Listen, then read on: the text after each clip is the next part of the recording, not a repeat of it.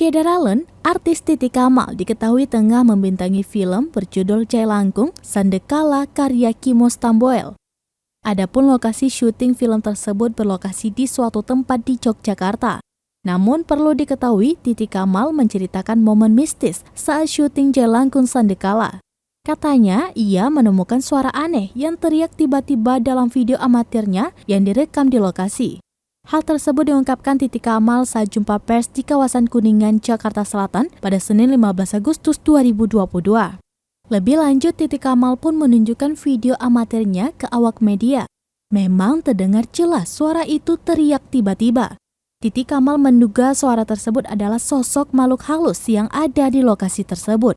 Sebab ia dan para pemain lainnya baru menyadari suara itu ketika berada di hotel, bukan di lokasinya langsung. Untuk memastikan, Titi Kamal meminta pendapat kepada sutradara dan Syifa Haju yang turut membintangi film ini. Saat ditanya satu persatu, tidak ada yang berteriak sekencang itu di lokasi. Dan tidak ada pula suara yang menyerupainya. Tidak hanya itu, Titi Kamal mengungkapkan ada banyak momen mistis yang terjadi di lokasi syuting film Jailangkung Sandekala.